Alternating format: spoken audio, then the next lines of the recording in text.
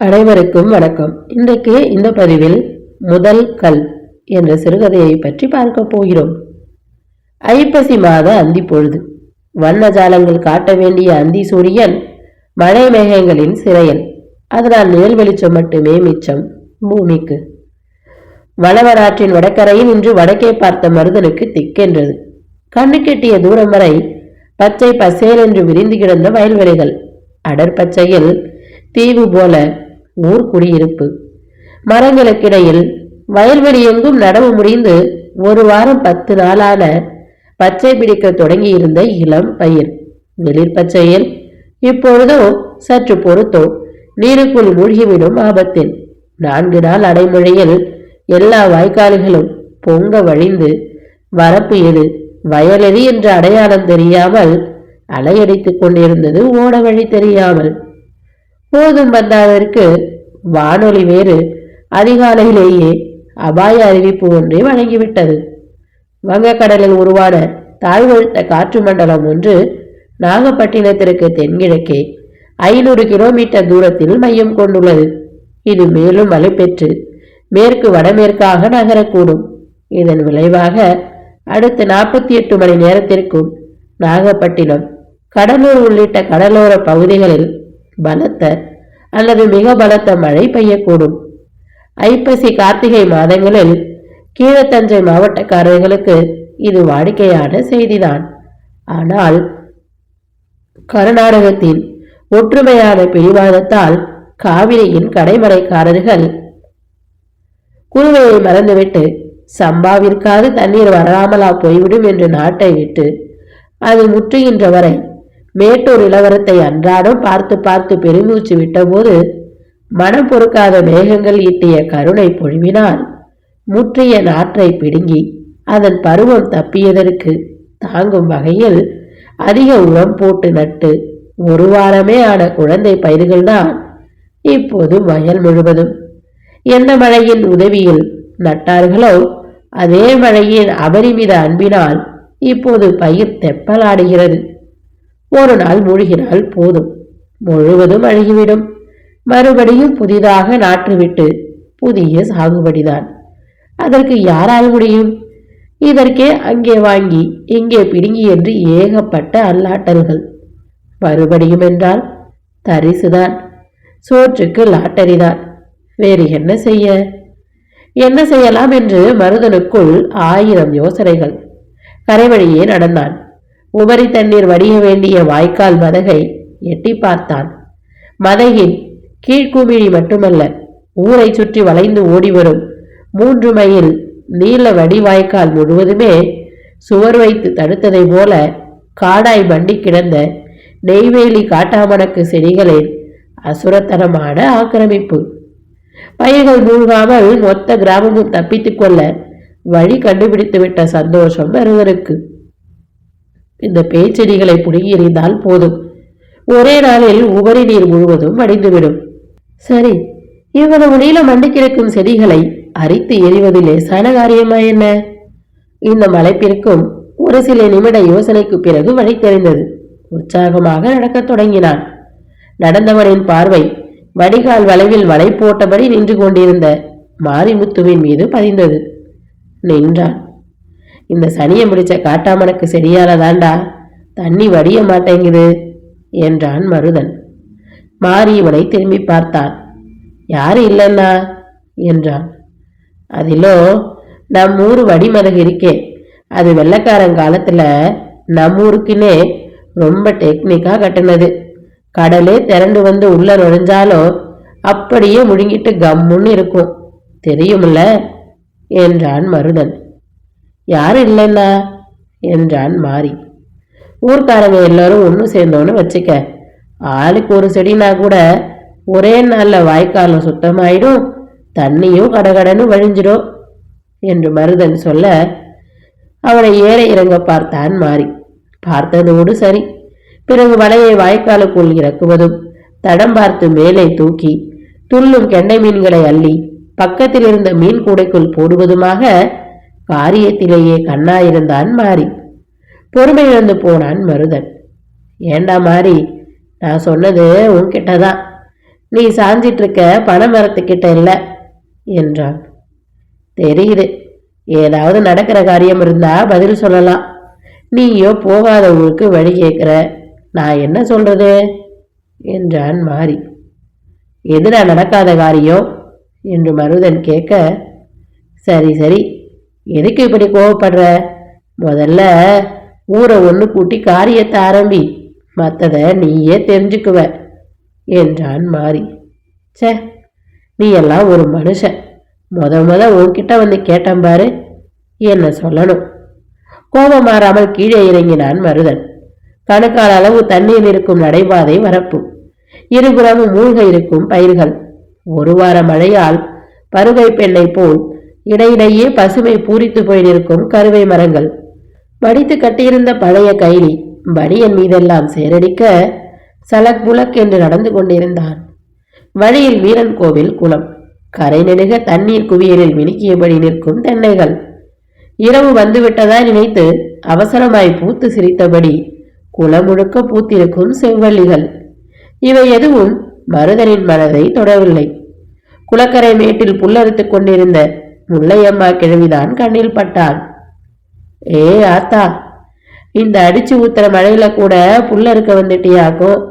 நீ ஆடு மாடு வளர்த்தாதான் ஓ வயிற்றுக்கு சோறு கிடைக்குமாக்கும் என்றான் மருதன். கிழவி மருதனை பார்த்து நொடித்தான்.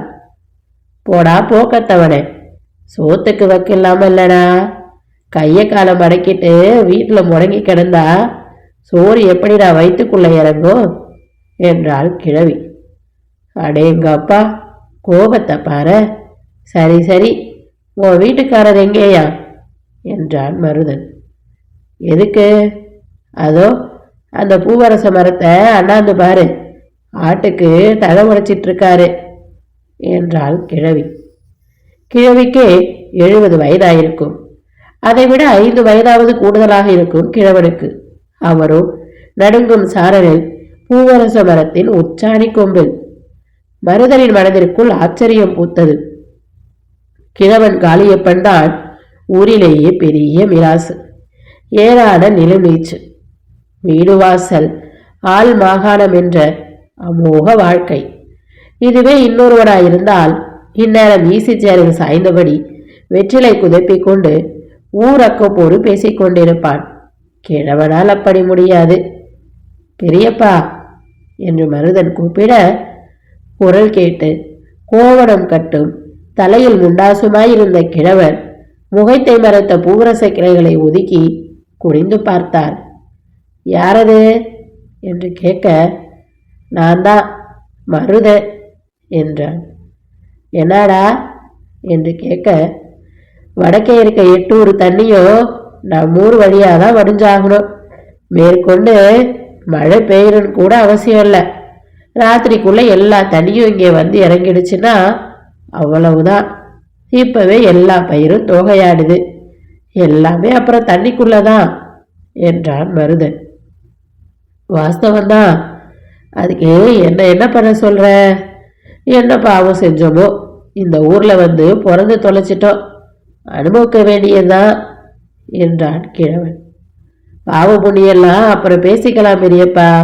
முதல் காரியமா இன்னைக்கு ராத்திரி நம்ம ஊர்க்காரர்களை ஒன்று கூட்டி ஒரு வார்த்தை சொன்னீங்கன்னா போதும் என்றான் மருதன். கிழவனின் புருவம் ஏறி இறங்கியது. என்னன்னு என்றார் கிழவன். விடிஞ்சதும் வீட்டுக்கு ஒரு ஆள் அரிவாள் வம்மட்டியோட வடிவாய் கரைக்கு வந்துடணும். ஒரு செடி பூண்டு இல்லாம அரிச்சு எரிஞ்சிட்டா பொட்டு தண்ணி இல்லாம வடிஞ்சிருன்னு சொல்லணும் என்றான் மருதன். கிழவர் மெதுவாய் மரத்திலிருந்து கீழே இறங்கினார். ஏண்டா மருதா, உனக்கு விவரம் தெரிஞ்சு நம்ம ஊர் பயலுவ எந்த நல்ல காரியத்திலேயாவது ஒன்று கூடியிருக்கானுவலா? மூளைக்கு உரத்தனா முறுக்கிட்டுல போவானுங்க என்றார் கிழவர். சொல்ற விதத்துல சொன்னா எல்லாரும் கேட்பாங்க. அதிலும் உங்க சொல்லுக்கு ஒரு மதிப்பு ஜாஸ்தி. யோசிக்காதீங்க பெரியப்பா, ஒரு நாள் தாமதிச்சாலும் ஊரே பாழா போயிடும் என்றான் மருதன். மருதனின் கவலையும் பதைப்பும் கிழவரை என்னவோ செய்தது. இருந்தாலும் கண்மூடி யோசித்தார். இவ சொல்றபடி ஊரான கூப்பிட்டு சொன்னா கேட்பானுங்க தான். ஆனா நாம முன்னுக்கு நின்று செய்யறப்போ அது இதுன்னு 1000 2000 செலவு வைப்பானுங்க. அப்படி செய்யணும்னு நமக்கு என்ன முட? எல்லாருக்கும் அவரது நமக்கும் ஆகட்டுமே. இவன் வெறும் பய, எது வேணான்னு சொல்லுவான். நாம ஏமாந்து விடக்கூடாது. மனதில் என்ன ஓட்டத்தை முகத்தில் காட்டிக்கொள்ளாமல் தழைந்த குரலில் நெற்றியை தேய்த்தபடியே சொன்னார். ஏண்டா மருதா, ஊர்ல எத்தனை மயில்வ இருக்கானுவோ, ஆனா உனக்கு வந்த அக்கறை எவனுக்காவது வந்துச்சா? நீ சொல்றபடி செஞ்சாதான் பயிர் பிழைக்கும், சந்தேகம் இல்லை. ஆனா எனக்கு ஒரு சங்கடம். நாளை காலையில பலன்னு விடுகிறப்ப வானமாதேவியில கட்டி கொடுத்திருக்க என் மக வீட்டுல இருந்தாகணும். குடும்பத்தோட வில்வண்டியில போறோம். அங்க பேத்திக்கு தலை சுத்துறாங்க. திரும்பி வர 3 நாள் ஆகும். அதான் பார்க்கிறேன் என்றார் கிழவர்.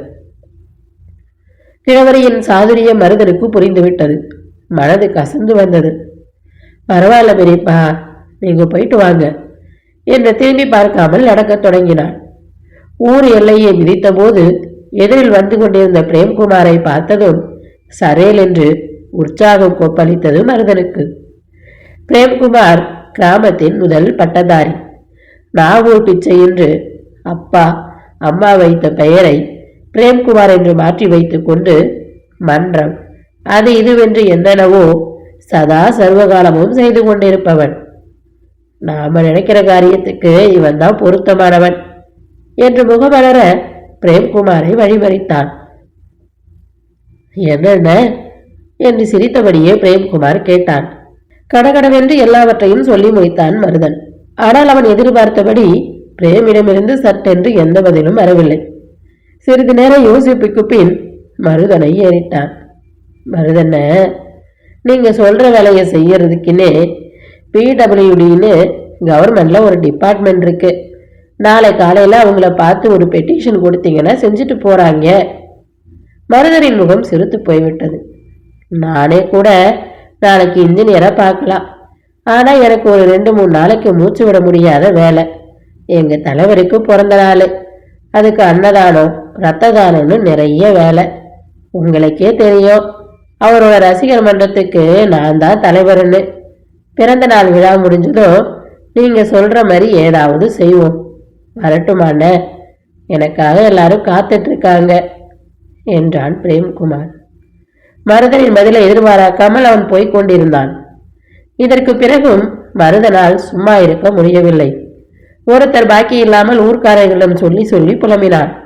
அத்தனை பேரும் அவன் சொன்னதை ஒப்புக்கொண்டார்கள். ஆனால் அது என்ன அதிசயமோ தெரியவில்லை. ஒவ்வொருவருக்கும் ஒவ்வொரு வேலை இருந்தது. அதுவும் தள்ளி போட முடியாத அவசர வேலை.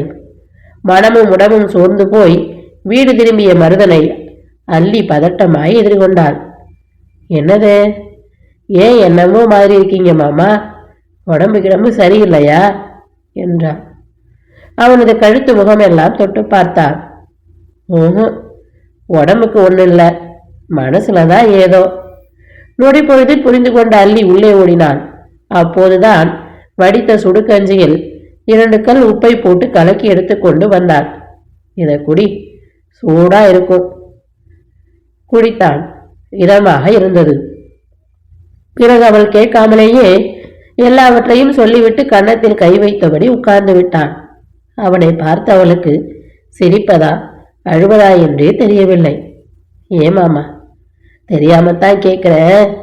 நீ நட்டு போட்டிருக்கிற எந்த நிலம் பாழா போயிட போகுதுன்னு இப்படி கன்னத்துல கை வச்சுட்டு உட்கார்ந்துகிட்ட.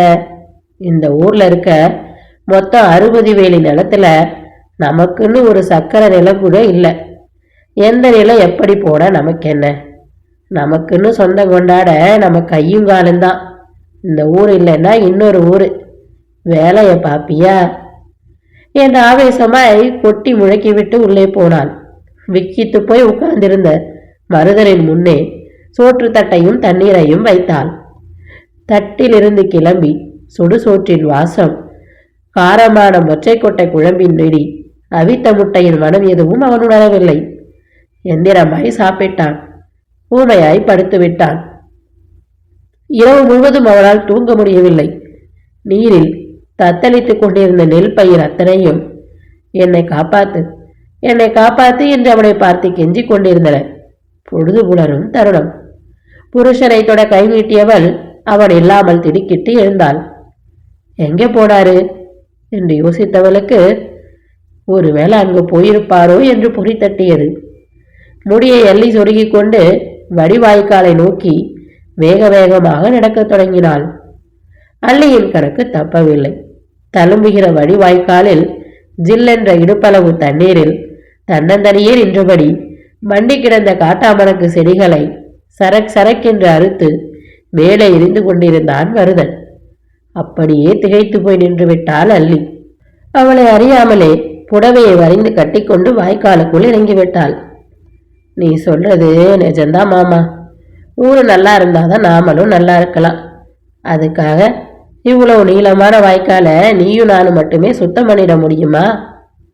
ஆற்றாமையுடன் கேட்டவளை திரும்பி பார்க்காமலே பதில் தந்தான். முதல்ல நம்மளே முடிஞ்சதை நாம செய்வோம். அதற்கு மேல் என்ன சொல்வதென்று தெரியாமல் அவன் அறுத்து போட்ட செடிகளை அள்ளி கரையில் கொண்டு போய் போடத் தொடங்கினாள். அவர்களை பார்த்தபடியே சற்று தள்ளி எப்போதும் போல் வலை போட்டு கொண்டிருந்த மாரிமுத்துக்கு என்ன தோன்றியதோ என்னவோ வலையை மடக்கி கரையில போட்டான்.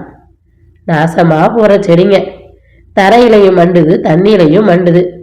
எங்கிருந்து வந்துச்சோ என் வயிற்றெரிச்சலை கொட்டிக்க என்று முணுமுணுத்தபடியே வேட்டியை அவிழ்த்து முண்டாக கட்டியபடி வாய்க்காலுக்குள் இறங்கிவிட்டான் மருதனுக்கு ஜோடியாக.